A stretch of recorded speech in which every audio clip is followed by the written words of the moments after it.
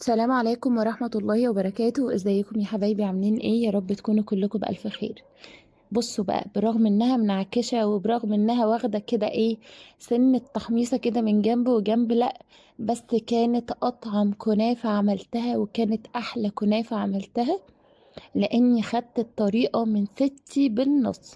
عايزة اقول لكم دي كنافة ستي وستك، الكنافة المظبوطة اللي من غير حشوة، لا زبيب بقى ولا بشر ولا سكر ولا الكلام ده خالص. هي الكنافة والسمنة وسقينا الشربات الحلو اللي هتعمليه ما بين ايديكي، وهتطلع معاكي تحفة. خدت المقادير منها بالنص وعملتها. عارفين الكنافة اللي كانوا بيعملوها أمهاتنا زمان؟ الكنافة المنعكشة الحلوة الطرية من جوه واخدة تحميصة من فوق وتحت خفيفة، ما فيهاش بقى أي افتكاسات. لا كنافة بالمانجا ولا كنافة بالقشطة ولا كنافة بالكريمة الكدابة ولا كنافة بالكلام ده خالص. كنافة سادة بس بريحة زمان. يا ريت بس لو انت أول مرة تشوفي القناة بتاعتي تعملي لي لايك وشير وسبسكرايب للقناة، وكمان تفعلي الجرس عشان يوصلك كل جديد. بصي بقى، هقولك على كل التفاصيل، بس يا ريت تكتبي لي كومنت حلو بايديكي الاتنين الحلوين كده يعبر عن شخصيتك، وتعملي لي لايك تثبتي وجودك عندي في القناة. هقولك عن المقادير بالتفصيل، وهقولك ازاي تطلعيها طرية وازاي تطلعيها ناشفة. اول حاجة من اساسيات الكنافة عامة، مش شرط ان انت تخليها في الفريزر عندك وبعد كده تطلعي تفتفتيها. في ناس بتحبها كده وفي ناس ما بتحبهاش كده. انا من الناس اللي بتحبها يكون فيها نسبة نعكشة شوية، فعشان كده ما بحطهاش عندي في الفريزر الا لو انا هحشيها بالقشطة او المانجا او اي حشوة عندي تانية، مش هخليها سادة مثلا او بالزبيب والسوداني والبشر بس. تمام. تاني حاجة عندك انك تظبطي الشربات. تالت حاجة الفرن، وهقولك على كل حاجة بالتفصيل. اول حاجة هنعملها مع بعض وهي الشربات المظبوط الشبيه بالعسل النحل بالظبط. هنعمله عندك من غير عسل جلوكوز، ولا نحط ملح ليمون ولا اي هري من ده، بالمكونات اللي موجودة عندك في البيت. بصوا بقى، انا جبت حوالي نص كيلو من الكنافة، ولو هتعملي كمية كبيرة على حسب عدد افراد اسرتك او هتقدميها هدية لحد في رمضان مثلا، فتضاعفي الكمية اللي انا هقول عليها. انا النص كيلو الكنافة ده كله اللي انا عملته قدامكم، هحط عندي كوبايتين من المية وكوبايتين من السكر وعصرة نص ليمونة. احنا كمان مش هنعصر الليمونة كاملة، لا احنا هناخد قرصة من عصرة الليمونة. تمام. طيب هاجي عندي بقى على الكنافة بتاعتي وهي سخنة وطرية وحلوة كده، هبتدي ان انا فتفتها بايدي على قد ما اقدر، ان انا اخليها قطع صغيرة.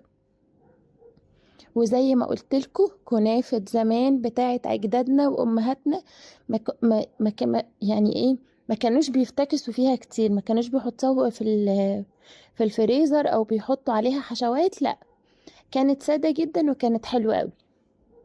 تمام. انا اللي عندي نص كيلو الكنافة، حطيت نص كوباية من الزيت، وهحط حوالي 4 5 معالق على الوش بعد ما بطن عندي الكنافة كويس قوي واثبتها في الصينية بتاعتي. طيب انا عندي هنا ما حطيتش سكر بودر، انا حطيت نص كوباية من السمنة على الكنافة اللي انا قطعتها عندي، ورحت حطاها عليها ومقلباها كويس قوي في بعضها. تمام كده. وبعدين انا قبل ما اشتغل في اي حاجة حطيت الشربات بتاعي على النار، زي ما قلت لكم الشربات المظبوط كوبايتين من المية عليهم كوبايتين من السكر. بحطهم بقلبهم الاول لحد ما السكر يدوب عندي، بعد كده برفعهم على النار على درجة حرارة متوسطة لحد ما يبتدوا يغلوا. اول ما يدوا كده قلبتين في الغليان ببتدي ان انا اضيف قرصة الليمونة. مش بعصر نص الليمونة كامل، لا بديها قرصة بسيطة بس عشان ما يكونش طعمها لاذع قوي في الشربات. تمام. بتقعد حوالي كمان 7 دقايق بعد ما يعني بعد ما بتبتدي تغلي وبنحط الليمون بنسيبها كمان 7 دقايق. طيب علشان تطلع الكنافة طرية اعمل ايه؟ كل ما بعمل كنافة بتطلع معايا ناشفة، عايزاها تبقى طرية وحلوة، اعمل ايه؟ اول حاجة انها لازم ما تطولش عندك في الفرن، ولازم انت يكون فرنك قبل ما تعملي الكنافة تكوني مسخنة كويس جدا، او اعمليها على البوتاجاز من فوق. وده اللي انا عملته النهاردة، حطيتها على البوتاجاز عندي من فوق وبقيت بقلب الصينية بتاعتي، وعلشان الصينية عندي كان قعرها ضعيف شوية فاتحمصت من بعض الاطراف. تمام. بصوا انا كده سكنت الكنافه كويس قوي وما حطيتش اي حشوات، هو يا دوب السمنه ونص كيلو الكنافه.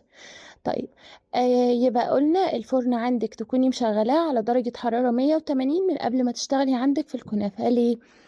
من اسباب نجاح الكنافه ان الفرن يكون سخن قوي، وانها تخش على درجة حرارة 180 علشان تاخد لون على طول. الكنافة الطرية مش بتتحمص من جوه ومش بتطول في الفرن. لو سبتيها طولت في الفرن هتنشف منك وتبقى ممصوصة قوي. هتبصي تلاقيها مهما غطيتيها ومهما سقيتيها شربات، سواء تقيل او خفيف، وبتحتاري طب هي ليه بتطلع ناشفة الشربات مظبوط؟ طب اخففه مرة، طب اتقله مرة، طب اغطيها. مهما بتعملي بتطلع منك ناشفة. ليه؟ لان الفرن بيكون مصها وقت السوى. انا عندي بحطها في الفرن على درجة حرارة عالية، او ممكن تحطيها كمان يعني تولعي الفرن تحت وفوق، بس تقربي الصينية من الشواية عندك. تمام. وتخليها تاخد لون وبعد كده تقلبيها وتاخد لون من الجنب التاني. ليه؟ انا عايزة الصينية عندي سخنة وما تطولش عندي في الفرن، وتاخد لون من فوق وتحت على طول. وكمان برضو سبب من أسباب نجاح الكنافة إن الشربات عندك يكون سخن والكنافة تكون سخنة. في ناس بتحط ده بارد وده سخن، ده برضو بيبقى حلو قوي، بس ده بينشف الكنافة بتاعتي. أنا لو عايزاها طرية بخلي الاتنين سخنين وبغطيها على طول. تمام. يبقى اول حاجة عملناها ظبطنا الشربات بتاعنا كويس قوي اللي هيطلعها طرية وحلوة.